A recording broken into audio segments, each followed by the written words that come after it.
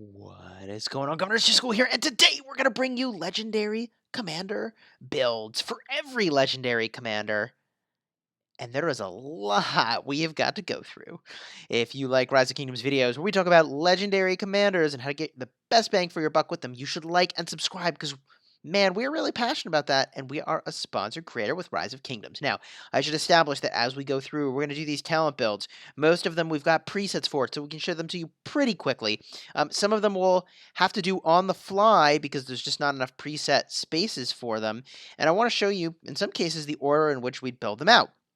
The other thing that we're going to do for commanders, for instance, like Charlemagne, is we'll talk about builds we think are best for Charlemagne, but we're going to illustrate them on commanders that we have that are similar that have a high level. So, for instance, Osman has leadership conquering skill tree, which is exactly the same as Charlemagne, so we can use the build outs when we're looking at Osman, but we'll be talking about Charlemagne. It'll be really clear when we do it. You'll see exactly what I mean. Let's start with your friend and mine, Yi Song freaking Ye.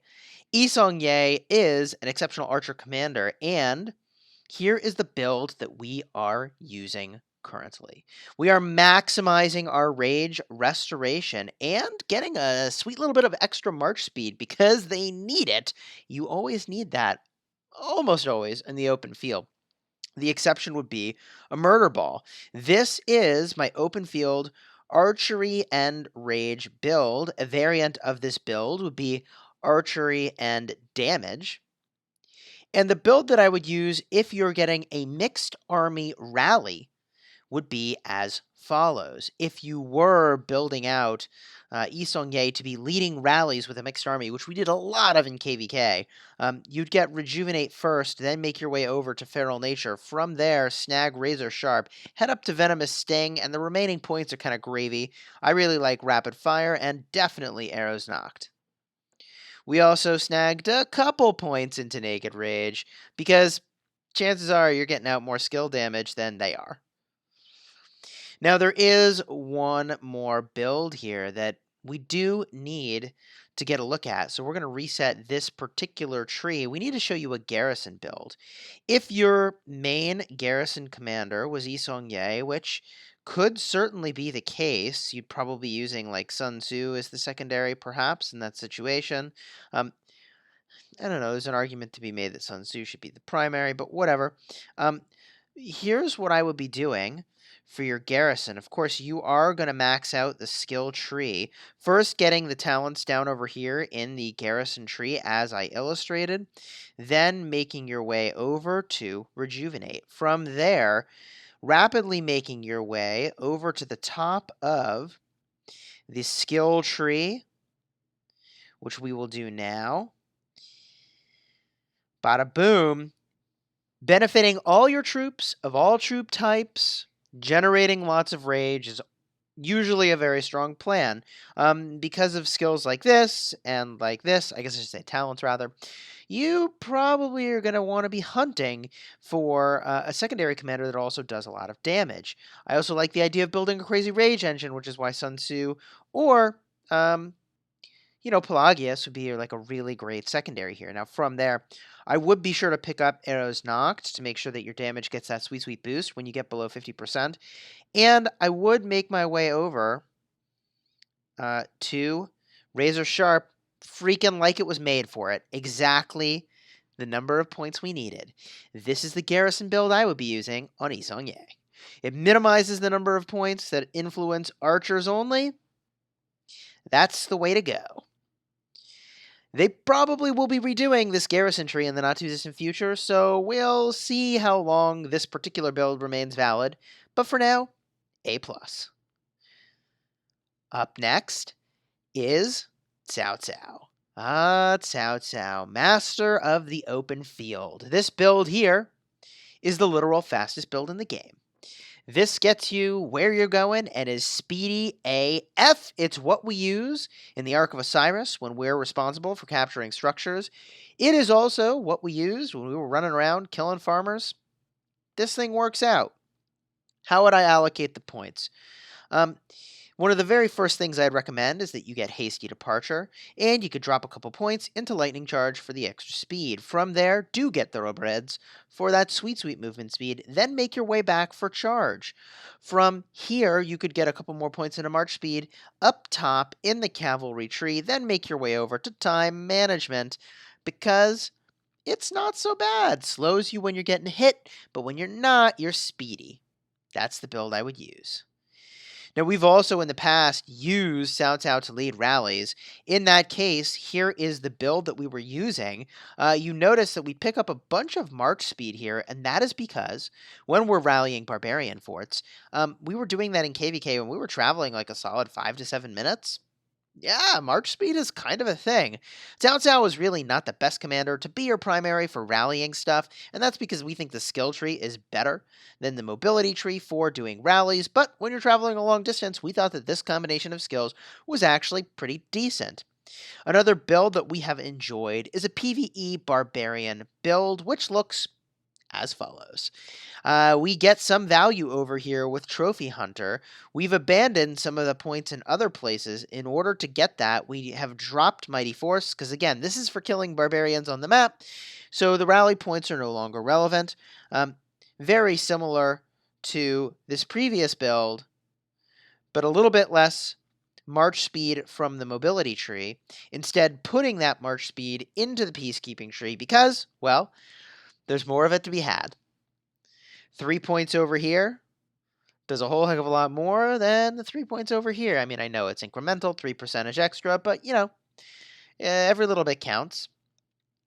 You could theoretically make a build that's a combination of mobility and abandons the peacekeeping in order to put more points into the cavalry tree. In that case, you might be trying to get emblazoned shields, but, like, you're here for the speed, not for the beats, so I'd focus on the speed. That, my friends, is Cao Cao. Let's dive in to Richard I, your favorite infantry commander and mine. Actually, there's some new favorites, quite honestly. Quite honestly, there are some new favorites. Here is my favorite open field infantry build. It does a number of things to get extra march speed, boom and boom, in a couple places. We also really like loose formation, profoundly reducing the skill damage that we're taking, and we like fleet of foot for the extra movement speed. We're really perhaps over-indexing on movement speed. I don't know, it feels really important to be at the fight and to get to where you're going. A variant of this that you could use would be to drop Strong of Body, which point for point is pretty gosh darn effective.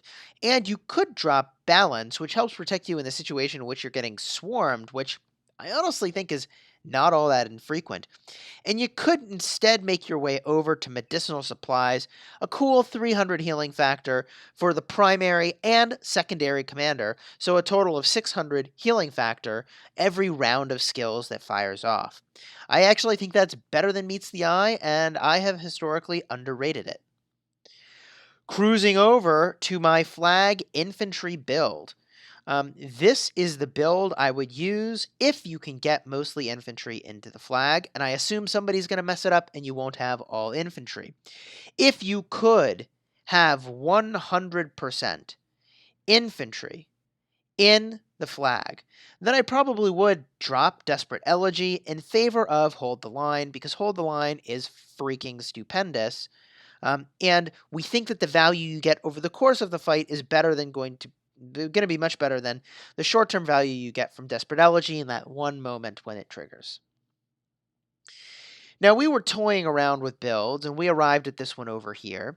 And I don't know if this is actually a thing, but I'm just going to point out the fact that today, as it stands, Kingsguard is offering you 3% health and defense and attack for all troop types, which is actually a lot of stat points. Now, along the way, you've got some dead talent points here. These are 100% dead talent points. But here's the thing. If you're defending a flag and you know it's going to be a mixed army, you're not going to get full infantry, so that, you know, these infantry talents are actually not all that exciting, then I think the 3% here of all stats is an interesting idea. I think this could be a compelling build, and this is the one talent, King's Guard, that as of today applies everywhere except in the city, which is kind of weird. So when you're defending a structure except your city, it's giving you 9% of stats for 3 talent points. And really, there's, 6 talent points of throwaway along the way. That is an interesting build that I think would be worth testing out. We will show Garrison builds with this exact configuration that you can use on Richard I, but we're going to do that with Charles Martel, and we're going to do that very, very shortly. In fact, let's do it right now. Gosh darn it. We're going to do it right now. Charles Martel has the exact same talent trees as Richard I, so all of the previous builds apply. However, here is, let's see here. I need to rename these off to the side the way that I've done that. But here is the build that I am using currently for my garrison with Charles Martel. He is the primary commander. We are serious about these talents. We have gone in and picked up medicinal supplies. We went all the way to Testudo Formation because we felt like we couldn't find a more effective set of talent points. I don't know, Iron Spear might have been better, but I didn't think it was. This is the build we would recommend for defending your city. Start by getting the points off to the left for the garrison tree. Then make your way over immediately to Master Armor and Burning Blood. I then really like Loose Formation, Medicinal Supplies. If you're worried about getting swarmed, definitely prioritize Balance. Then head over to Testudo Formation. From there, Undying Fury is pretty important for that extra rage gen, and these would be your final destinations. That is the garrison build that we would use on Martel or on Richard I. Both have the exact same trees. With regard to all those builds we showed on Richard and we explained when and where they would be useful, exact same stuff applies to this commander. Moving on to your friend and mine, Mina freaking Moto, aka Winamoto, aka... Gosh, what was the other name for this guy?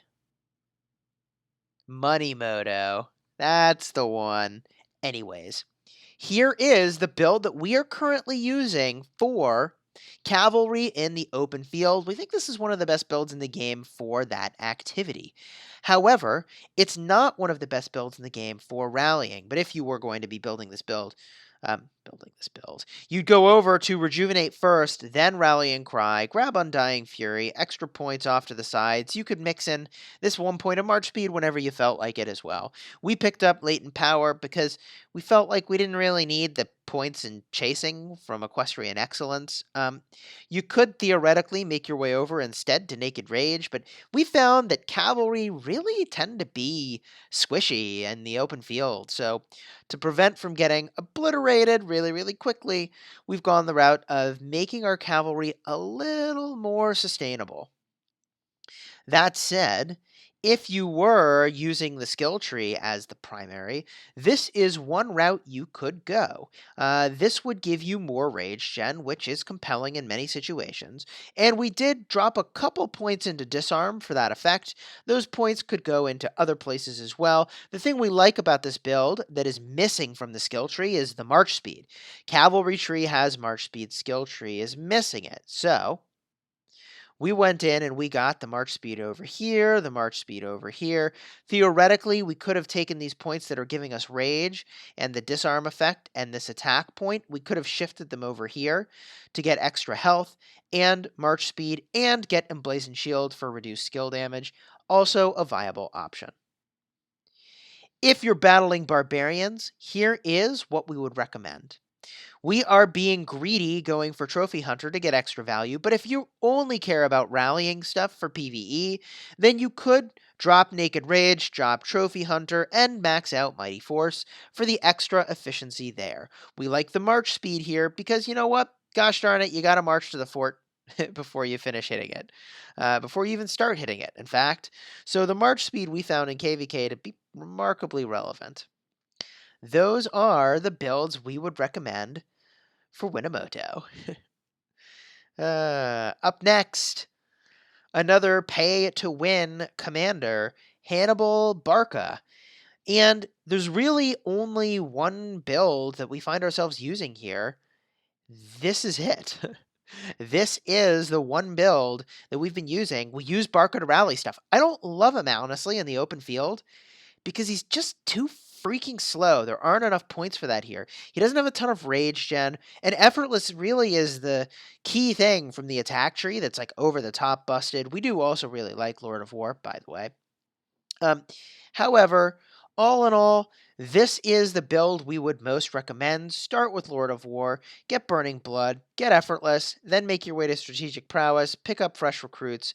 I then went off to the sides, armed and armored to the teeth, made my way up to Close Formation, and finally, Name of the King. With remaining points, we picked up some damage reduction from Armored Joints. That said, you could play around with other builds on this commander. The reason we don't like the attack tree is that it's dependent on your defeating armies, which, like, maybe you're defeating lots of armies, but if you're up against a foe that's even tier with you, then I don't know how often this effect is going to trigger, so we stayed away from it. The only situation in which I feel like the attack tree might excel is if you're like the first T5 player on the server and everybody else is light years behind. Pardon me. What you could do, by the way, is head on over and get a conquering build rolling for hitting cities. I honestly don't know how I feel about the conquering tree for hitting cities. I am pretty lukewarm on it, which is funny because it should be like a slam dunk pick. The other thing that's a little weird about this is I don't know how often you're hitting cities. I guess it's a pretty special event. If you're going to be hitting a city and you feel like you need to max the conquering tree. However, here is the direction we would start to go if you are going to be hitting cities. Specifically in a rally context, you'd get effortless for sure. If it's not in a rally context, you could put more effort off to the sides here. We like elevating the healing because this is a commander that's doing some healing. And I do want to make my way up, if I can, to strategic prowess, which we've now done. Alternatively, I really like the idea of getting points into effortless if what you're doing is rallying something. Then I would ditch these final points into strategic prowess and instead put them over into effortless. And that, I think, would be a better build for rallying a city.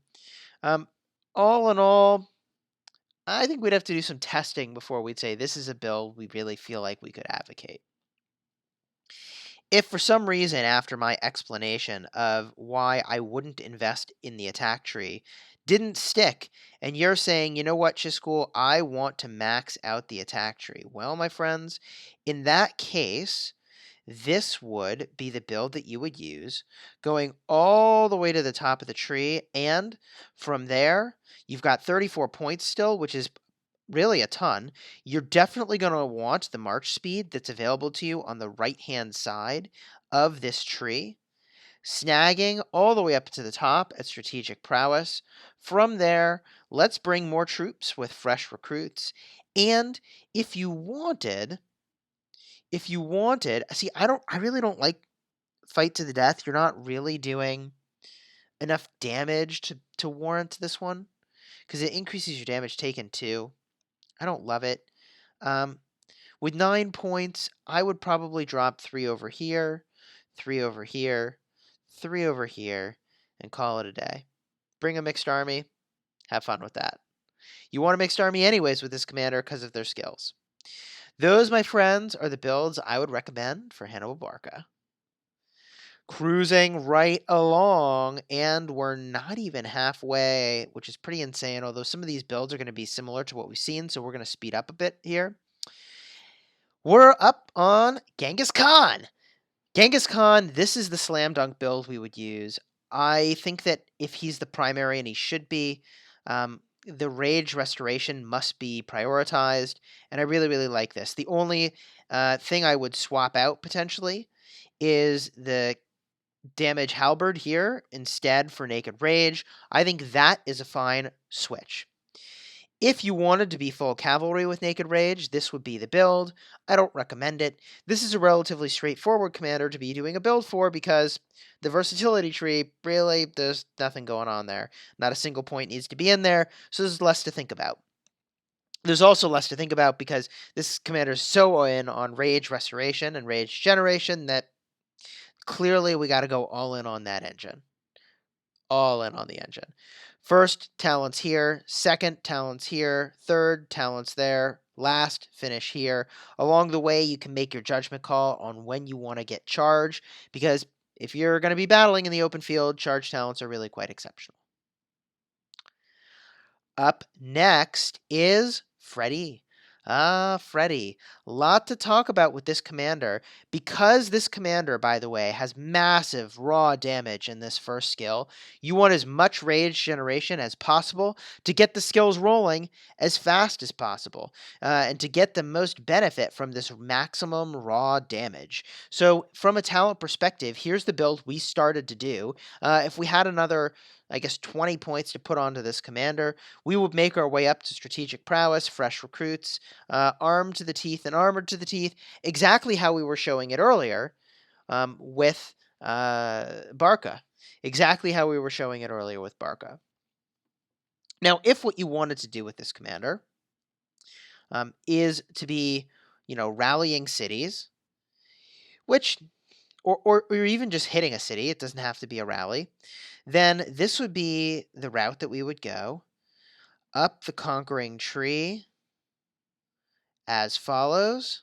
Then from there, we will make our way over to rejuvenate in the skill tree. And again, generating rage is crucial for all commanders, but in this case, it's especially critical because we are going to be doing a huge amount of skill damage here. We should have 20 more points if you were to bring this commander to 60.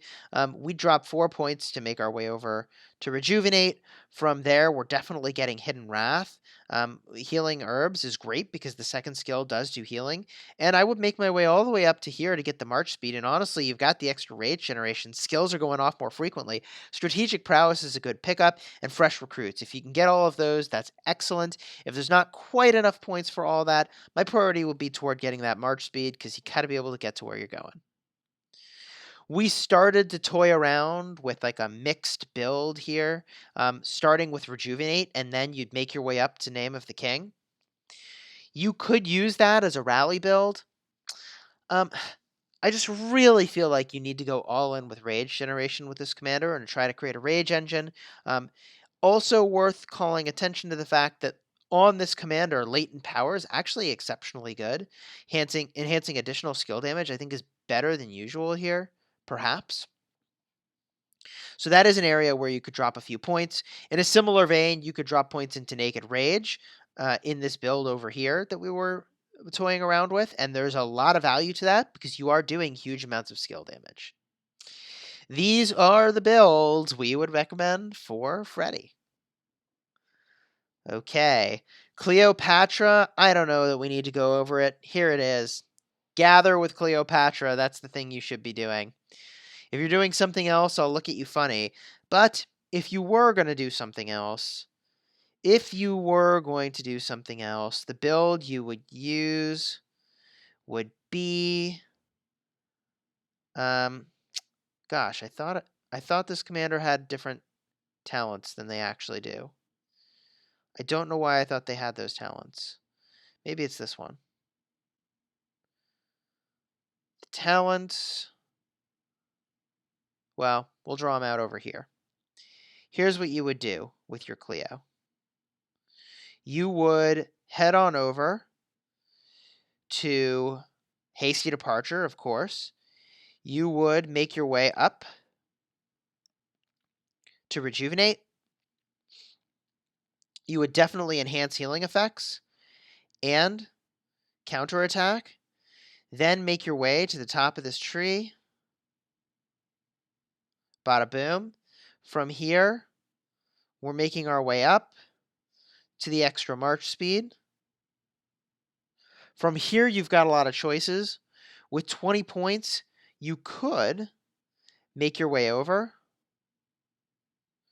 to the extra troops, which I think is fine. I'm not in love with that route, but it is something you can do. The downside to this is that, like, this really You're wasting 3 points over here to get 9% of march speed. I think 9% of march speed is worth it in a lot of cases. I don't know. If you're using your Cleo like this, like, I just don't think it's that good. I mean, but it's not. It's like, gosh, it depends on the number of players that are nearby, right? It does depend a little bit on the number of players that are nearby, because there's no limit to the number of players that get the benefits of the healing that comes from Cleo's skill here. The thing is that it's only a healing factor of 400. It's only I mean, I guess it is defense of troops by 15%, but it's only 2 seconds. I don't know. Let's move on. Let's move on to El Cid. El freaking Cid. These builds are going to be basically identical to what we showed you with Yi Seong-Ye. In fact, we're going to go over and show them to you on Yi Seong-Ye as just a refresher, and then we're going to move on. The El Cid builds would be like this for Rally Leader, like this if you're doing like an Archer Rage situation, and you make a couple swaps over here, dropping Razor Sharp for basically Clarity if you wanted to have a bit more damage and punchiness in the open field instead of Rage Generation. The builds you use on El Cid are very similar to what you use on Yi Seong-Ye. The thing I'll point out with El Cid is that you really want this first skill to be going off very, very frequently. So I think the extra Rage Gen has more meaning for a commander with a very powerful effect like that, where you are ultimately disarming them, and maybe you can get a bunch of people to be doing that to get a chain going. Those are the builds we would use on El Cid. We think they're pretty sweet. Only 6 legendary commanders remaining. Oh my goodness, this is an action-packed video. Ethelfled is up next. She is a fascinating commander, bringing peacekeeping and support and leadership. There's no other commander like her, which is freaking A+. Here's the sorts of things we would do with this commander if we were using them in the open field. We would definitely get Hasty Departure and go all the way to Rejuvenate. We would definitely get Emergency Protection and go all the way to Cage of Thorns. From there, we would definitely get Thoroughbreds for that March speed, and then we'd make our way up to the March speed over here, or at least get as close to it as we could. If you can't actually get those points, we'd stop over here. Hidden Wrath, getting extra Rage Generation is an A+. Depending on who you're pairing with, you could drop points over here to counterattack. So for instance, a commander like Joan of Arc is doing some healing if they were the secondary, which would be a very reasonable choice, then yeah, you do get some benefit from counterattack. Pretty solid. Overall, I'd probably prefer trying to get strategic prowess over trying to get counterattack. The other route you could go with this commander for specifically going and battling in the open field would be to abandon the peacekeeping tree and thoroughbreds entirely, and to instead max out Cage of Thorns from support tree as we were just talking about, then make your way over to strategic prowess, grab fresh recruits, and if you've got enough points, armed to the teeth and armored to the teeth are pretty sweet. You'll be moving a whole heck of a lot slower, so you're going to be leaning on Hasty Departure in that situation to get where you're going. Now, if you're using this commander for PvE, you've got a lot of really fascinating choices.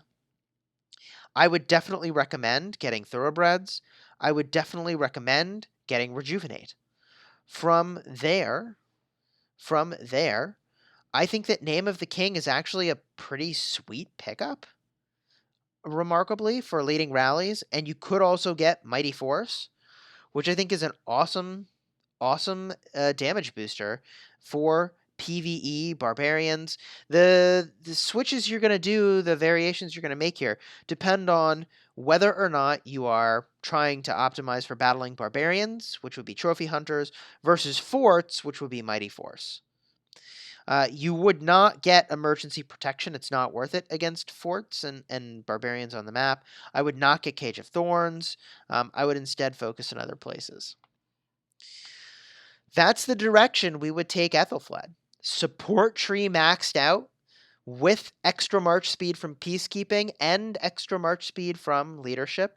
Or if you're battling barbarians, a heavy focus on peacekeeping, making your way over to get rejuvenate no matter what, and then, of course, making your way over to strategic prowess. Now, there is, I guess, one other build we could talk about here, which is if you're going infinite with this commander, battling barbarians on the map. I don't know that this commander is really designed for that with their skills, but if you were trying to do that, you'd get Curing Chant, then make your way over to Rejuvenate. That would be the way we'd break that down. Extra points go into Hidden Wrath, and you could snag fresh recruits. Those are the myriad of ways we'll build Ethelfled. Most of us, I mean, honestly, we're still taking our time getting her skilled up. You can only go so fast. It'll be a long time before we consider her for the battlefield, and it is highly unlikely that, at least in the short term, we'll have a whole bunch of stars allocated to her to get her leveled up. We've got other commanders we're focused on, and those stars are freaking limited. Up next is Saladin, and Saladin is another cavalry commander. This time also has the Conquering Tree, which is really interesting. You could use Saladin for rallying cities, which, I mean, look, the 4th skill is pretty sweet for that. It's a lot of extra damage. An all cavalry rally. I don't know if this is the thing that I would be doing. I mean, you could. Okay, let's talk about builds. On this commander, there's a couple things I would prioritize. The first is Rejuvenate. That is just a must get. From there, I would actually max out the cavalry tree, getting Rallying Cry and Undying Fury, but ignoring Equestrian Excellence. That is how I would build this commander if I were making him for the open field. You get Rejuvenate, max Rallying Cry, get Undying Fury, ignore Equestrian Excellence. Extra points would head over down to Loose Formation. That is what I'd use for open field. If you felt like you wanted to be more supportive in the open field, you could go the route of getting Cage of Thorns, in which case you have fewer points left over, and what you'll end up doing is a configuration very similar to what we have on our Khan, where remaining points in the cavalry tree you'll probably prioritize in a way similar to how we've done it here. Definitely get Charge, definitely get Emblazoned Shield to reduce the damage you're taking, and of course get Undying Fury for extra rage gen. That's how we'd be building Saladin if what we wanted to do was max Cage of Thorns. You get this, you're looking good. Now, if for some reason you were, I guess, hitting a city using this commander, not in a rally capacity, you could max out Meteor Shower. From there, make your way over to Rejuvenate. Rejuvenate is A+, and definitely get Charge so that you can have a speedy getaway for those tough situations, which you will find yourself in. When you get below 50% health, you want to hoof it out. Those are the builds we would recommend for our good friend Saladin. Up next is Julius Caesar. Leadership, Conquering, and this time the Attack Tree. Leadership, Conquering, and the Attack Tree. Now, this is another one of those commanders where there's only really a small number of builds that I would recommend.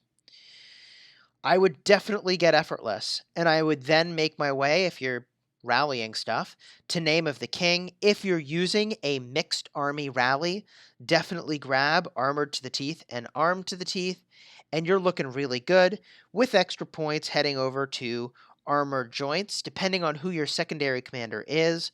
I really like Martial Mastery. If you're not doing a lot of skill attacks, I'll look at you a little bit funny if you've got a pairing where that's the case, but I don't know. For a time, Caesar Barca was a really popular combo, and honestly, they're not doing that much skill damage. If you were attacking cities, I would go to Meteor Shower, then Effortless, then I would get Hidden Wrath. From there, if it's rallies you're doing, I would get Healing Herbs and Strategic Prowess, make your way up there. If what you're doing is not rallies and you're hitting it solo, you'll definitely want to have fresh recruits. And if you're doing mixed armies, again, be sure to grab armed and armored to the teeth. Those are really quite excellent. You've got a little bit of flexibility here if what you want to do is make your army a little more tanky. You could go down to armored joints. I honestly, I mean, like 3 points for 1.5% extra counterattack damage doesn't excite me all that much. But if you're using Caesar as a rally leader, then this is actually really crucial because you want to make it as punishing as possible for your rally to get swarmed. And honestly, swarming rallies was so significant. Caesar can handle that because of this skill. But I feel like there are better choices, and we'll talk about those in a bit. Up next is Mehmed II, and Mehmed II has exactly the same trees as Freddy. So we're going to refer you back to the same choices that we made for Freddy that you might make here. The thing about Mehmed II is he's all about hitting cities. He's all about hitting cities. So, I personally would focus this commander a little bit less than Freddy on the skill tree. I would definitely get Rejuvenate, and I probably would be using, honestly, Name of the King. Combined with Armed to the Teeth and Armored to the Teeth if I was hitting a city. Extra points you could drop down over here. The other route you can go, and I just haven't tested it, is you go all the way into the Conquering Tree, grab Meteor Shower. From there, get Rejuvenate, drop a few points into Hidden Wrath, and, call it a day for your city rallying capability. That is another viable route. Those are the builds we recommend for Mehmed II. 2 more commanders to go, and in my opinion, there's only one build that's viable for Alexander the Great, and that is because the versatility tree sucks. I said it. I freaking said it. I don't know what to do with this versatility tree. There's like Rage Generation if you're defending your city, but don't use this guy as the primary to defend your city. That's a terrible idea. I don't know. Ugh. Okay, let's focus on what you got here. The one build that you use on this commander, in my opinion. You get elite soldiers, you get strong of body, you get fleet of foot. You make your way over to get effortless, and you make your way over to armored joints. Looking pretty good. Extra points can go into martial mastery because you're not doing skill attacks, and probably your second commander isn't either if you've got a really slick pairing and optimization there. This is the one and only build we would use on Alexander the Great. The final commander. Leadership, conquering, skill tree, which conveniently we just talked about not once, but twice. The difference with this commander, of course, is related to their skills. This is a commander that does do... It does do skill damage. It's just not all that impressive in my opinion.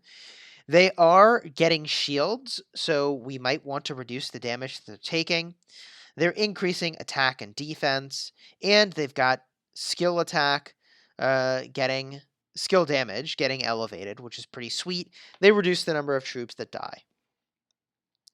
If you're building Charlemagne, there might be reason to put extra emphasis into the conquering tree to get Tier of Blessing, because now you'd have 20% less troops die, which is actually a pretty significant number.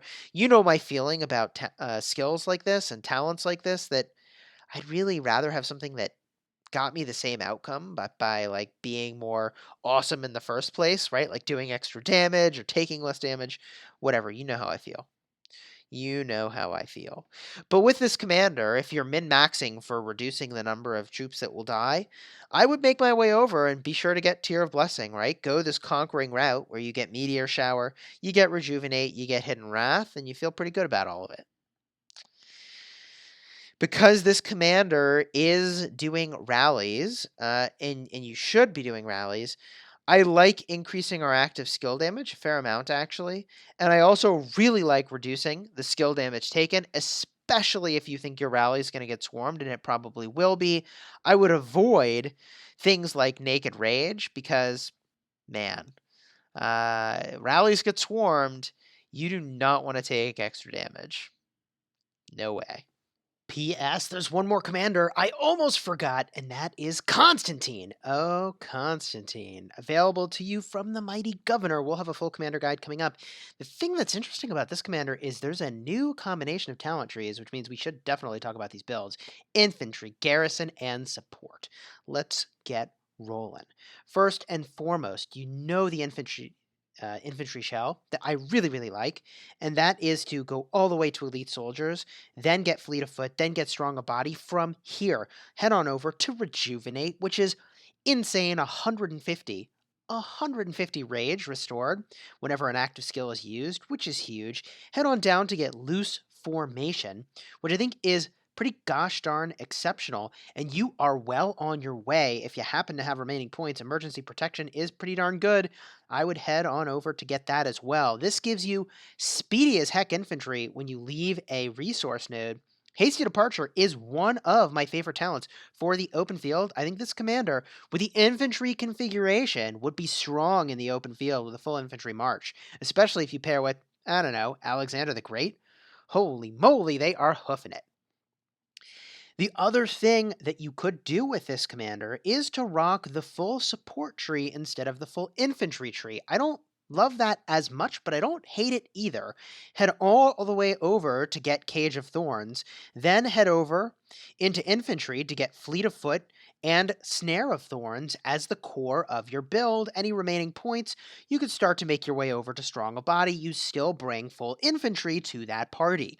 I think this is a really strong open field build offering a little more AoE utility than the build with elite soldiers. However, it's not quite as strong overall, in my opinion, as an army.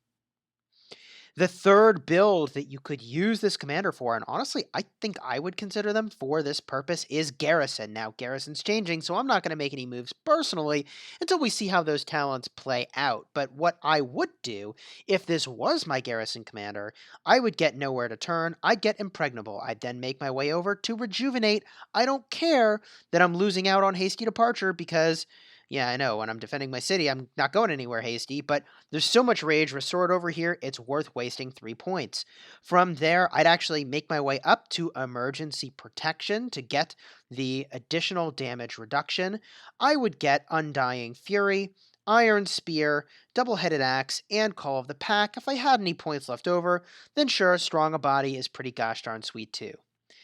This is a pretty powerful build where now you can finally get a freaking rage engine going for the defense of your city, which I think is pretty awesome.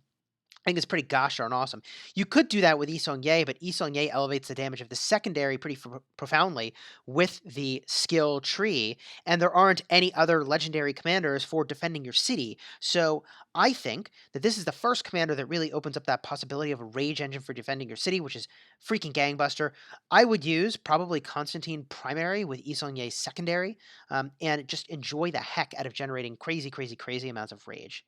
Yeah, it seems pretty strong to me. Of course, you also could go the route of doing something a little more healing with Richard I as the secondary, and again, the healing engine would be pretty nuts here. In that case, I would get counterattack if you're using that Richard I secondary for defending your city. That is the set of builds I would consider for Constantine. My friends, we've done it, and I can't believe we've made it. Every single legendary commander we've got to build. If someone will leave a comment with the timestamps for when we talk about each commander, I'll definitely pin it. I hope this video was helpful. I'm honestly eager for some of your builds. What are you using for some of these commanders that I've got less experience with, although, man, have I seen them in action a lot. Hopefully you found this video helpful. If you did, like and subscribe. Leave a message down below, and until next time, you have fun smashing the kingdom.